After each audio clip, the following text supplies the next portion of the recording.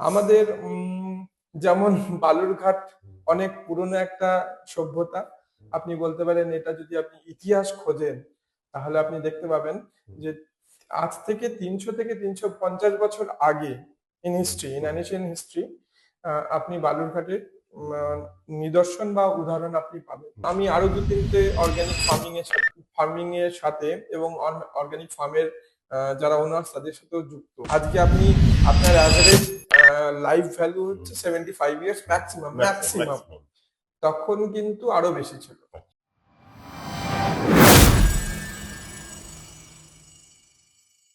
নমস্কার, আপনারা দেখছেন ট্রাভো পডকাস্ট, জীবনের গল্প যা আপনাকে ভাবাবে। বাঙালি ব্যবসা করে না, বাঙালি এন্টারপ্রেনার নেই, বাঙালি খুব কুড়ে, বাঙালির দ্বারা কিছু হবে না, বাঙালি ওই 10টা 5টা ডিউটি চেনে। আজকে আমাদের স্টুডিওতে যে অতিথি এসছেন তাকে দেখে আপনারা বলবেন হ্যাঁ বাঙালি পারে, বাঙালি উদ্যোগপতি হতে পারে, বাঙালি রিস্ক নিতে পারে এবং বাঙালি ব্যবসাও করতে পারে। নমস্কার, আপনাকে ট্রাভেল নিউজ পডকাস্টে আসার জন্য অসংখ্য ধন্যবাদ। এত পরিশ্রম করেন, আপনি নিজে একজন সরকারি আহ, কর্তা, অফিসার বলবো, তারপরেও কি করে সময় দেন? বিষয়টা হচ্ছে ইচ্ছা অতীতে কোনো কিছু অসম্ভব না। আপনার ইচ্ছা থাকলে আপনি নিজেকেও গ্রুমিং করতে পারবেন এবং গ্রো করতে পারবেন। সো দ্যাট আমি এটার উপরে খুব দৃঢ়ভাবে বিশ্বাসী যে আমার যদি ইচ্ছা থাকে, আমার কর্মের পরেও আমি যে সময়টুকু পাবো সেটা আনইউটিলাইজ না করে সেটাকে আমি ইউটিলাইজেশনের দিকে নিয়ে গেলাম। তো সেই আমার চিন্তা ভাবনাটা অনেকটা পরিবেশমূলক।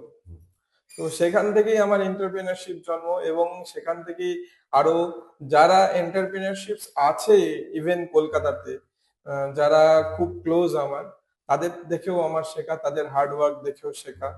ইভেন দ্যাট কিছু আরো উচ্চপদস্থ কর্মকর্তা আছেন আমাদের সরকারি, যাদের মধ্যে অনেক অনেক বুস্ট আছে, যাদের মধ্যে অনেক পসিবিলিটি আছে, তাদের থেকেও শেখা। এই যে আপনার যে বিজনেসটা, যে আপনার ব্যবসা বা বলুন যেটা এই অর্গানিক ফুড, এটা কি মানে? আসলে আহ বালুরঘাটের বুকে, আপনি বালুরঘাট জানবেন হয়তো, দক্ষিণ দিনাজপুর জেলার একটা প্রান্তিক শহর বালুরঘাট। তো বালুরঘাট অতি প্রাচীন একটা শহর। তার থেকে কিছুটা দূরে আমি একটা আমার বেসিক্যালি ব্যবসাটা আমার বাবার। তো আমার কনসেপ্ট, বাবা রিটায়ার্ড একজন হেলথ ওয়ার্কার। উনি ডিস্ট্রিক্ট হসপিটাল থেকে উনি রিটায়ার করেছেন। এখন বাবার যে ফ্রি টাইম বাবা বসে আছেন, সেই জন্য উনি এই কাজগুলো করেন, এবং কনসেপ্টটা পুরোপুরি আমার। কনসেপ্টটা কি আছে যে আমরা প্রাকৃতিক এবং পরিবেশ বান্ধব জিনিসগুলো নিয়ে আমরা চিন্তা ভাবনা করছি। যেমন আমরা মানে আমাদের, আমি বেসিক্যালি, আপনি আমার টাইটেল শুনে বুঝতেই পেরেছেন যে আমি চক্রবর্তী, আমি belong from the Brahmins society. তো আমি ব্রাহ্মণ বলে এটা আমার গর্ব নয়। বিষয়টা হচ্ছে আমাদের চিন্তা ভাবনাটা অনেক সুদৃঢ় মূলের মধ্যে আছে। আমাদের প্রাচীন হিন্দু সভ্যতার ধারণা থেকে এই কনসেপ্ট গুলো উঠে আসছে। আমাদের যেমন বালুরঘাট অনেক পুরনো একটা সভ্যতা। আপনি বলতে পারেন এটা যদি আপনি ইতিহাস খোঁজেন তাহলে আপনি দেখতে পাবেন যে আজ থেকে 300 থেকে 350 বছর আগে in history, in ancient history, আপনি বালুরঘাটের নিদর্শন বা উদাহরণ আপনি পাবেন। আহ খুব সম্ভবত, যদি আমি খুব ভুল না হই, বলহর বলহর ঘট্ট, হট্ট, বলহর ঘট্ট, ঘট্ট। বলহর ঘট্ট থেকেই কিন্তু বলহর ঘট্টর নাম ছিল বালুরঘাটের আগে। ওটা আপনার 1800 সেঞ্চুরিতে। তো তারপরে 1872 সালে যখন ইংরেজরা এই এই এই বালুরঘাটের এরিয়াতে আসে, ওরা তখন আত্রেই নদী এবং আত্রেই নদীর সংলগ্ন যে জায়গাগুলো আছে সেখানে যে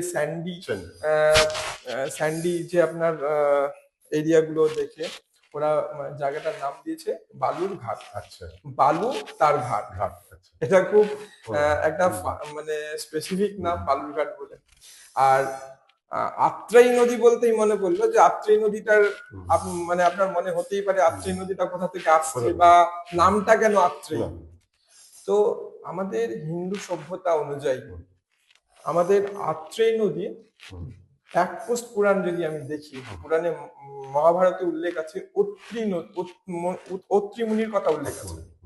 তো অত্রি মুনির বংশধর মানে ওনার স্ত্রী অথবা ওনার কন্যাকে মেনশন করা আছে আত্রেয়ী বলে।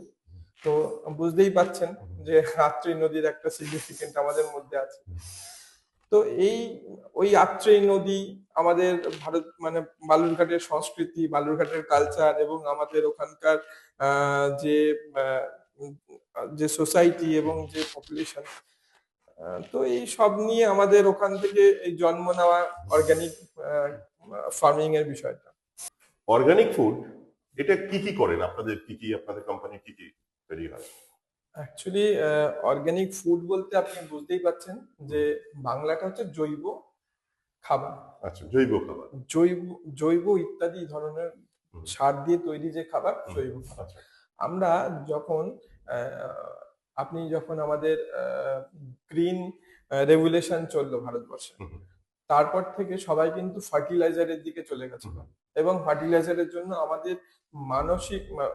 আমাদের মানবীয় শরীরে বিভিন্ন ধরনের অসুখ, বিভিন্ন ধরনের সমস্যার রোগ আসতে শুরু করলো। তো এই জিনিসটাকে কনসেপ্টটা মাথায় রেখে এবং আমি আরো দু তিনটে অর্গানিক ফার্মিং এর সাথে এবং অর্গানিক ফার্মের যারা ওনার তাদের সাথেও যুক্ত, যেমন টু ব্রাদার্স আছে, অক্ষয় কাল্প আছে।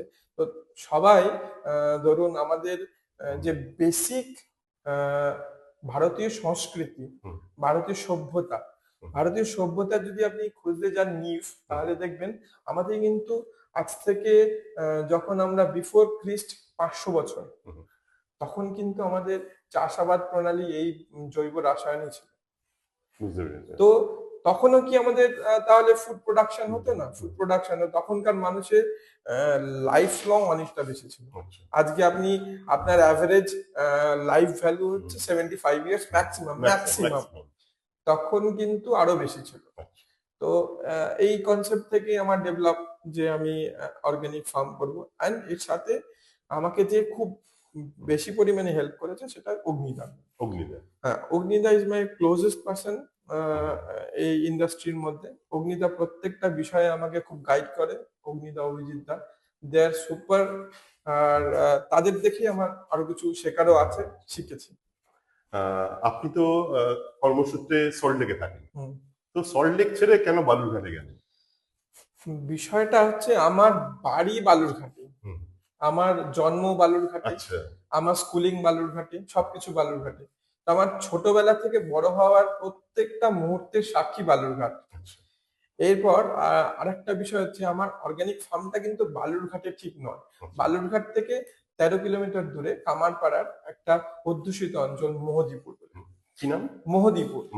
মোহদীপুর চকখেতাব। তো ওইখানে আমার পুরো এই ইন্ডাস্ট্রির মধ্যে অগ্নিদা প্রত্যেকটা বিষয়ে আমাকে খুব গাইড করে। অগ্নিদা, অভিজিৎ দা, দে আর সুপার। আর তাদের দেখেই আমার আরো কিছু শেখারও আছে, শিখেছি। আপনি তো কর্মসূত্রে সল্টলেকে থাকেন, তো সল্টলেক ছেড়ে কেন বালুরঘাটে গেলেন?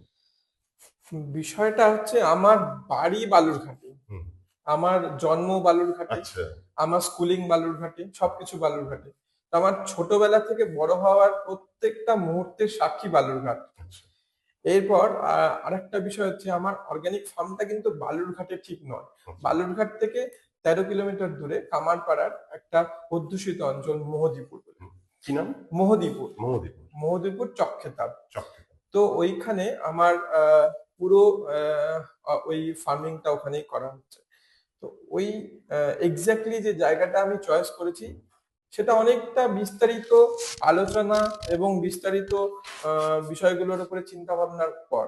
কারণ আমি ওই জায়গাটাতে যখন যাই, গিয়ে আমি একটা জিনিস খুব খুব খুব কাছ থেকে আমি অনুভব করেছি যে আমরা 2025 2023-এর যে সভ্যতা, আমি যখন 2023 সালে জায়গাটা সিলেক্ট করেছি কিনবো, তো তারপর থেকে আমি 2023-এ গিয়ে ওখানকার যে ওই জায়গার যে অর্থনৈতিক অবস্থাটা আমি দেখি, আমার খুব খারাপ লেগেছে।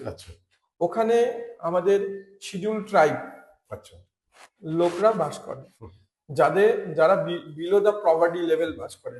আমার তো আরো খারাপ লেগেছে কি জিনিস দেখে, যে একটা বাচ্চা, শিশু, আমাদের বাড়ির বাচ্চা হলে কি হয়, আদর যত্নে লালন পালনে বড় হয়। ওদের বাচ্চাগুলো রাস্তায় ধুলো মেখে রাস্তায় পড়ে আছে, ওদেরকে কেউ দেখার নেই, ওদের কোনো হাইজেনিক ব্যাপার নেই, কিছু নেই। তো আমার ওই জায়গাটা দেখে আমার কনসেপ্ট ডেভেলপ হয়েছিল, যদি আমি এখানে কিছু করি তাহলে এখান থেকে যা ডেভেলপ হবে এই এরিয়াটা ডেভেলপ হবে। আমার কিন্তু ওই জায়গা থেকে পাওয়ার বা আমার ফ্যামিলির পাওয়ার কিছু নেই, আমাদের যা আছে যথেষ্ট ভগবানের ইচ্ছায় রয়ে গেছে। তো আমি জাস্ট এন্ড জাস্ট ওই জায়গার ডেভেলপমেন্টের জন্যই করছি। এবার মানে আপনার মনে প্রশ্ন আসতে পারে যে আমি কেন ওই জায়গাটা ডেভেলপ করতে চাইছি। তো আমার সবচেয়ে বড় একটা আহ, মানে মোটো হচ্ছে, আমি নিজের যদি ডেভেলপ করি, সাথে সাথে আমার পার্শ্ববর্তী যারা থাকবে তাদের জন্য মানে ডেভেলপমেন্ট, সমাজে সমাজ যা যেটা বলে সবকে সাথ সবকে বিকাশ। বাহ। তো এই লোগোটা, এই মোটোটা আমি মেনে চলি। এই যে আপনি বললেন সবকে সাথ সবকে বিকাশ, সবার ভালো। তো আপনি তো ইঞ্জিনিয়ার, একজন এক্সিকিউটিভ ইঞ্জিনিয়ার একটা সরকারি সংস্থা। তো এই মাটির সাথে আসলেন কেন? অন্যরা তো পার্টি, বাইরে ঘুরতে যাওয়া, অন্যরকম ব্যবসায় যায়, আপনি এত সবার কথা ভাবছেন কি করে? আমি এমন একটা, আমি ফ্রম মাই চাইল্ডহুড, আমি আমার যখন শৈশব কাল কাটিয়েছি, তখন আমি একদম ছোটবেলা থেকে আমি এমন কিছু লোকের সংস্পর্শে থেকেছি, আর এমন অর্গানাইজেশনের আমি সাথে আছি যারা শুধুমাত্র মাটি এবং শুধুমাত্র লোক এবং শুধুমাত্র পরিবেশ এবং দেশের কথাটাই ভাবে।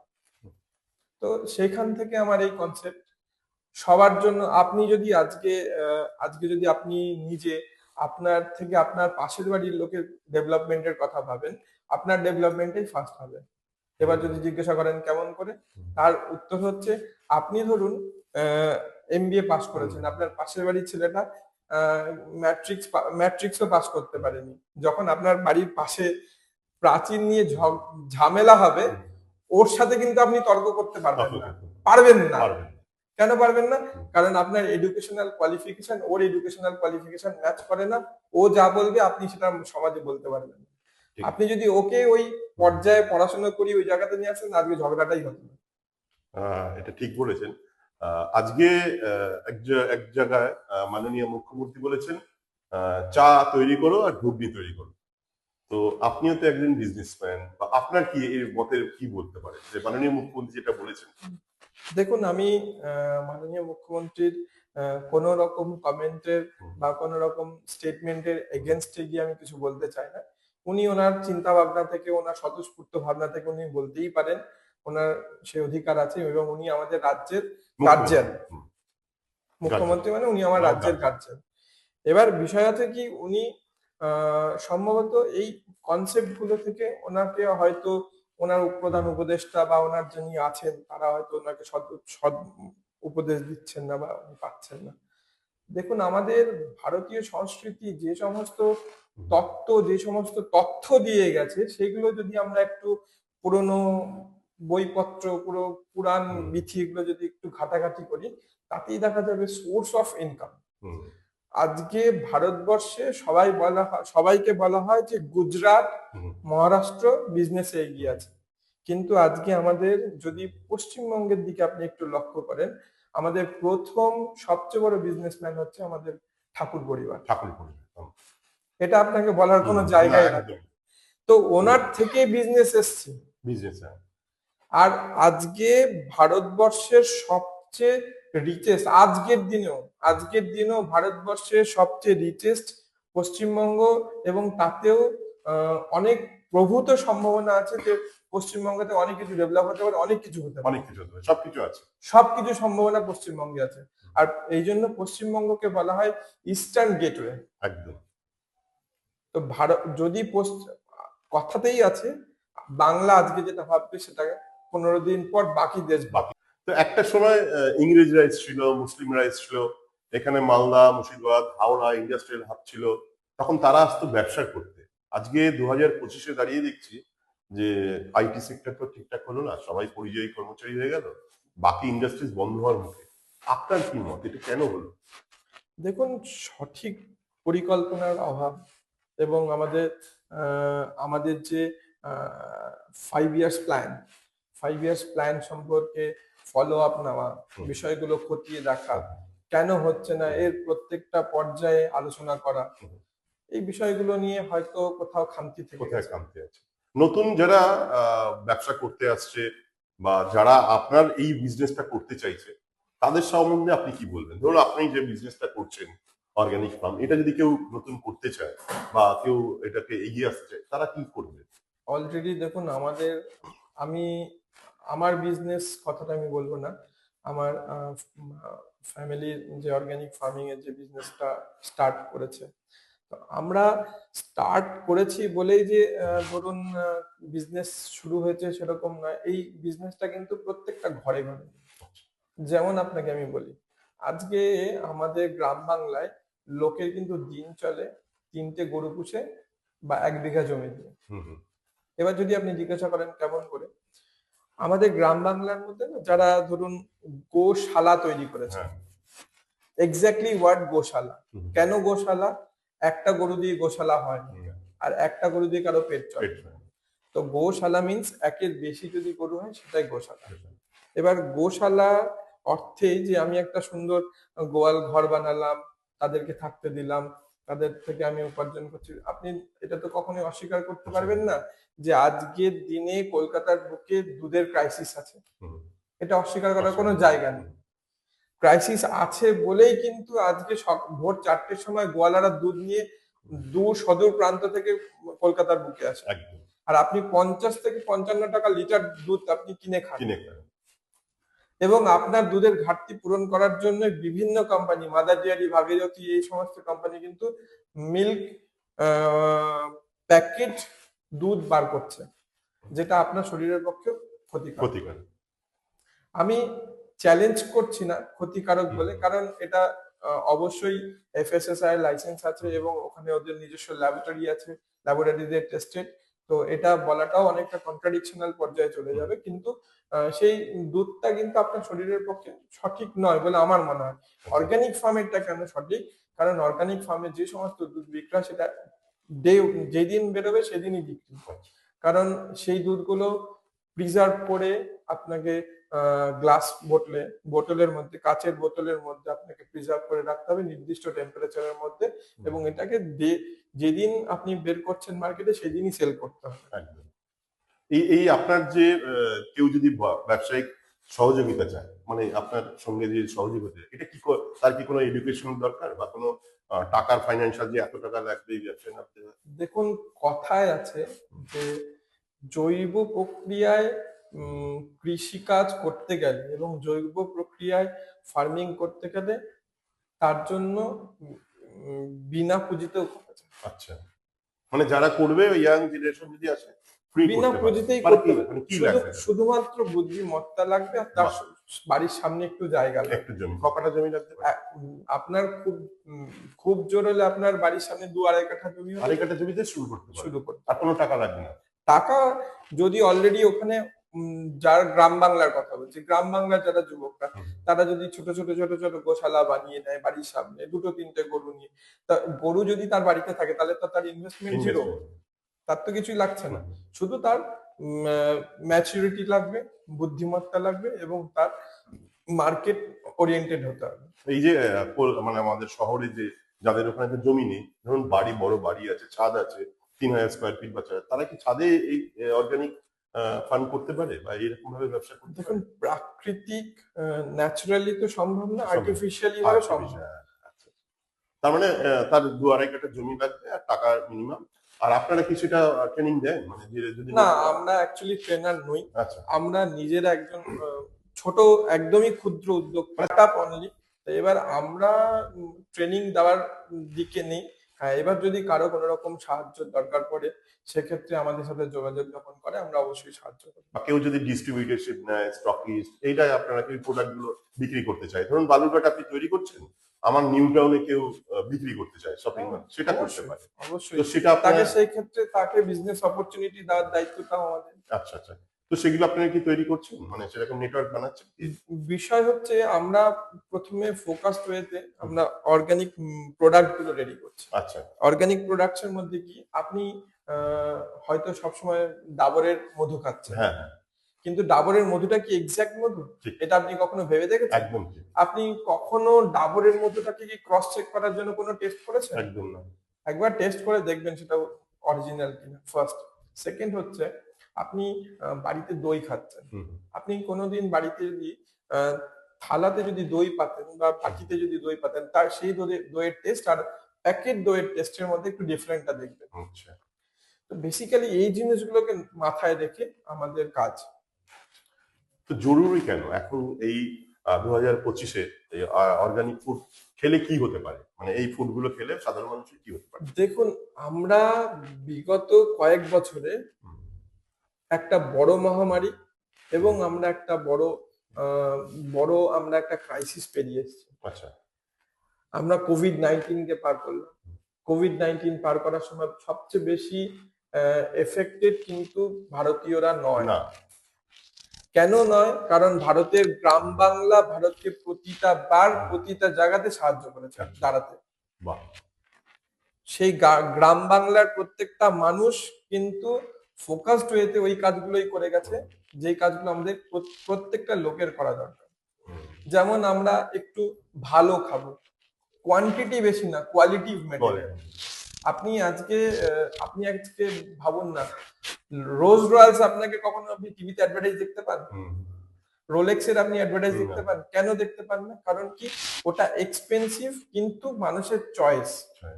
আপনার যদি আহ, আপনার যদি বিলাসিতা, বিলাসিতার মধ্যে যদি আপনার ডিফারেন্ট, মানে বিলাসিতা আর নেসেসিটি এর মধ্যে ডিফারেন্স না থাকে, আপনি বুঝতে পারবেন না।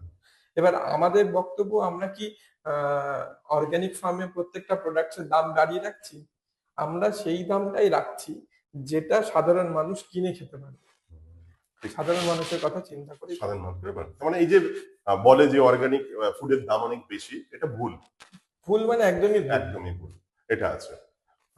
তো অনেক কিছু জানলাম, অনেক কিছু বুঝলাম, এবং বর্তমান এই 2025-এ এসে এটাও জানা গেল অর্গানিক ফুড আমাদের শরীর থেকে বড় কথা, উনি যেটা বললেন, সবকা সাথ সবকা বিকাশ, এটাও দরকার যে এই সাথে এই ব্যবসায় যদি আসা যায় এর উন্নতি আছে, এবং বিনা পুঁজিতেও করা যায়। তো অসংখ্য ধন্যবাদ। লাস্ট একটা কথা বলি চক্রবর্তী বাবু, আহ, এই যে ব্রাহ্মণরা ব্যবসা করেন, আপনি কিভাবে আসলেন? এটা লাস্ট আমার প্রশ্ন ছিল। ব্রাহ্মণরা পুজোই করে, কিন্তু আপনি ওই যে ব্যবসায় কি করে আসলেন? এটা একটা বাঙালিদের একটা মতামত আছে। না, বিষয় আছে কি, আমাদের হিন্দু সমাজের মধ্যে, আপনাকে আমি কেন হিন্দু সমাজ বললাম সেটা আপনাকে আমি ক্লারিফিকেশন দিচ্ছি। হিন্দু সমাজের মধ্যে একটা ডেজিগনেটেড ওয়েতে আমি দেখে আসছি যে বর্ণাশ্রমটা আমরা কোথাও যেন টিকিয়ে রেখেছি, ঠিক। আমরাই টিকিয়ে রেখেছি। আজকে আমার টাইটেল চক্রবর্তী বলে আমি ব্রাহ্মণ, হুম, আর আপনার টাইটেল পাত্র বলে আপনি শূদ্র বা বৈশ্য। That is not. আজকের দিন আপনাকে কিন্তু এই বিষয়টা নিয়ে রিথিঙ্কিং করার সময় এসছে। হুম, কেন রিথিঙ্কিং করার সময় এসছে?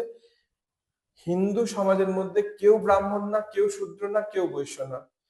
ব্রাহ্মণ, শূদ্র, বৈশ্য, ক্ষত্রিয়, এদের ক্লাসিফিকেশন এইভাবেই ঠিক হওয়া উচিত তাদের কাজ অনুযায়ী। ঠিক। আজকে আপনি আমি আজকে হোয়াইট কলারের কাজ করছি, বা আমি আজকে শুধুমাত্র পড়াশোনা, জ্ঞান, বিদ্যা, বুদ্ধি এবং চর্চায় মেতে আছি, আমি ব্রাহ্মণ। সেটা যে কোনো টাইটেল বিশিষ্ট লোক হতে পারে। সে যদি আজকে ধরুন কর্মকার, বা ধরুন সাহু, বা এক্স্যাক্টলি দাস মন্ডল যদি হয়, তারাও ব্রাহ্মণ। যার মধ্যে ব্রহ্ম জ্ঞানের প্রকাশ আছে সেই ব্রাহ্মণ। এক্স্যাক্টলি। ঠিক। আর সার্ভিস সেক্টরে কারা আছে? সার্ভিস সেক্টরে এই যে আপনি আজকে সাংবাদিকতা করছেন, আমি আজকে হুম, এই সমাজটাকে দাঁড় করানোর জন্য বিজনেস করছি, বা আমার ফ্যামিলি বিজনেস করছে, এই বিজনেসের থ্রু দিয়ে আরো 10টা লোক দাঁড়াচ্ছে, আমার একটা চেন তৈরি হচ্ছে, বিজনেস চেন ঠিক। তৈরি হচ্ছে, যেটা আপনাকে সমাজকে দাঁড়াতে সাহায্য করে। তো সেটাই শুদ্ধ। তো আপনার নতুন ইয়াং জেনারেশন যদি শেষে যাওয়ার আগে অসংখ্য ধন্যবাদ ট্রাভো পডকাস্ট স্টুডিওতে আসার জন্য। শুধু বলবো যে নতুন প্রজন্মকে কিছু বলুন ব্যবসায় আসার জন্য, বা আমাদের বাঙালি ছেলেদের জন্য। আমি সবসময় সবাইকে এনকারেজ করি যে প্রত্যেকটা চ্যাপ্টার, প্রত্যেকটা অধ্যায় মানুষের সমান যায় না, কিন্তু আমাকে পরিস্থিতির প্রতিকূলে গিয়েও নিজের চ্যাপ্টার তৈরি করতে হয়। এবার তার জন্য কিছু ইনিশিয়েটিভ, যেমন গভর্নমেন্ট স্কিমগুলো আমাদের নিয়ে ভাবতে হবে। গভর্নমেন্ট স্কিমগুলো কি আছে সেগুলো নিয়ে চিন্তা ভাবনা করতে হবে। আমার মধ্যে কি ক্ষমতা আছে, আমার মধ্যে ইনিশিয়েটিভ কি হতে পারে, সেগুলো নিয়ে আমি একবার বলতে পারি, মানে সেগুলো নিয়ে ভাবতে পারি, রিথিঙ্কিং করতে পারি, সেটা নিয়ে কতটা এগোনো যায় সেটা নিয়ে ভাবতে হবে। এই ভাবনার পরে আমার মনে হয় যে আমাদের যুব সমাজরা পিছনে থাকবে না। আমাদের যুব সমাজের মধ্যে, পশ্চিমবঙ্গের যুব সমাজের মধ্যে অনেক বেশি পোটেনশিয়াল আছে। অ্যান্ড আপনি খুব আশ্চর্য হবেন যে আমাদের পশ্চিমবঙ্গের যুব সমাজকে টানার জন্য অন্যান্য স্টেটের লোকেরা অনেক জব অফার করে থাকে। বাহ। তো কারণ জানে যে ইন্টেলেকচুয়াল প্রপার্টি পশ্চিমবঙ্গে পাওয়া যাবে। ঠিক। তো আমি যুব সমাজের প্রতি একটা কথাই বলে শেষ করতে চাই যে আপনারা নিজেদের বিকাশ এবং নিজেদের চিন্তা ব্যবসা বাণিজ্যের মাধ্যম দিয়ে করতে পারেন। যদি এখন বিভিন্ন জায়গাতে বিভিন্ন অপরচুনিটি আসছে, আপনারা সেগুলো অ্যাকসেপ্ট করতে পারেন, সেগুলো নিয়ে ভাবতে পারেন এবং নিজেকে এবং নিজের ফ্যামিলিকে এগিয়ে নিতে পারেন। অসংখ্য ধন্যবাদ ট্রাভো নিউজ পডকাস্ট আসার জন্য। নমস্কার। ট্রাভো পডকাস্ট, জীবনের গল্প যা আপনাকে ভাবাবে।